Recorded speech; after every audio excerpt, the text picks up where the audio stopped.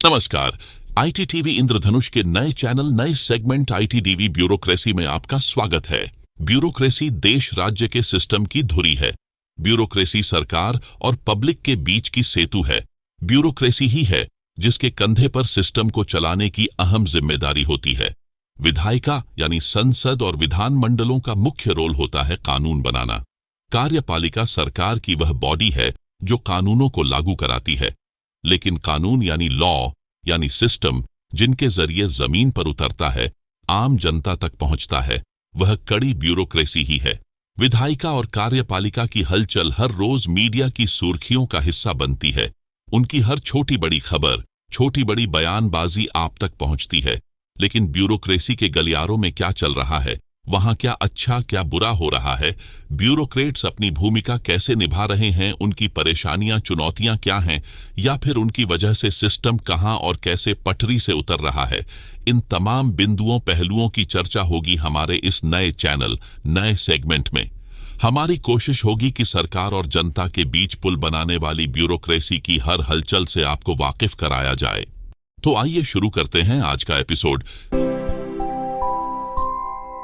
Jharkhand cadre के एक और IPS R Ramkumar central deputation पर चले गए हैं। झारखंड पुलिस हेडक्वार्टर से उन्हें रिलीव कर दिया है। आर रामकुमार 2015 बैच के आईपीएस हैं। सेंट्रल डेपुटेशन में आर रामकुमार की पोस्टिंग सीबीआई में एसपी के पद पर की गई है। आर रामकुमार मूल रूप से तमिलनाडु के रहने वाले हैं। वह झारखंड में धनबाद के सिटी एसपी, लोहरदगा के सिटी एसपी और एससीआरबी के एसपी के रूप में पोस्टेड रहे हैं। 1986 में जन्मे आर रामकुमार ने बीएससी की डिग्री ली और इसके बाद वर्ष 2014 में उन्होंने यूपीएससी की परीक्षा पास की। उन्हें 726वां रैंक हासिल हुआ था। लोहरदगा में एसपी के रूप में वह खासे चर्चित रहे। वह अक्सर किसी को बगैर कुछ बताए साइकिल पर निकल पड़ते थे। साइकिल चलाते हुए वह थाना और पुलिस चौकी के औचक निरीक्षण पर पहुंच जाते थे। उनके इस अभियान की वजह से पुलिस थानों और चौकियों के अफसर एवं पुलिसकर्मी अलर्ट रहते थे कि पता नहीं साहब कब साइकिल चलाते हुए पहुंच जाएं। नक्सलियों के खिलाफ कारगर अभियान को लेकर भी उनकी कार्यकुशलता की चर्चा होती है। अफसर अगर संवेदनशील रहें तो पब्लिक की मुश्किलें आसानी से हल हो जाती हैं। ऐसा ही एक उदाहरण कल सामने आया। रांची के बूटी मोड़ स्थित मेडिका हॉस्पिटल में एक मरीज की हालत गंभीर हो गई।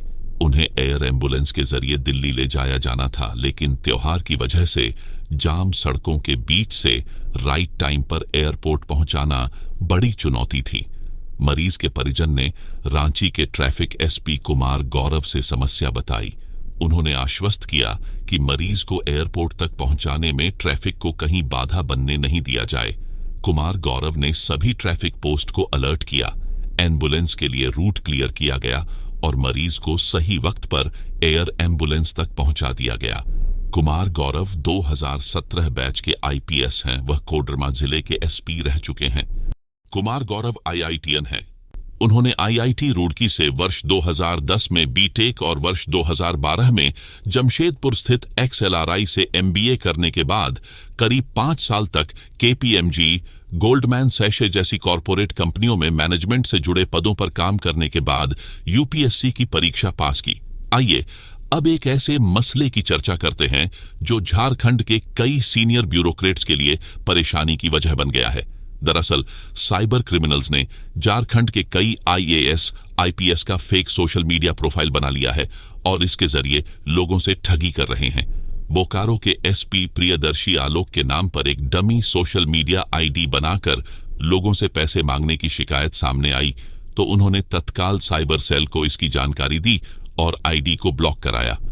पुलिस फेक आईडी बनाने वाले का पता लगाने में जुटी है। इसके पहले बोकारो के पूर्व एसपी के नाम पर फर्जी सोशल मीडिया आईडी बनाकर पैसे मांगने का मामला सामने आया था। एसपीडीसी के स्तर के अधिकारियों की बात तो छोड़ दीजिए, 2 साल पहले राज्य पुलिस के पूर्व मुखिया यानी एक्स डीजीपी नीरज सिन्हा के नाम पर भी फेसबुक पर फेक आईडी बनाकर पैसे मांगने की शिकायत आई थी। इसलिए जब किसी अफसर के नाम पर किसी सोशल मीडिया आईडी से आपको भी मैसेज आए, खास तौर पर पैसे मांगने का मैसेज, तो अलर्ट रहिएगा। ऐसे ज्यादातर मैसेज फेक होते हैं। तो IDTV ब्यूरोक्रेसी के आज के एपिसोड में इतना ही। आगे के एपिसोड में भी ब्यूरोक्रेसी से जुड़ी नई खबरें लेकर हम आपके सामने आएंगे। कैसा लगा आपको हमारा कार्यक्रम, हमें जरूर बताइएगा। हमारी मेल ID और हमारा WhatsApp नंबर आप स्क्रीन पर देख सकते हैं।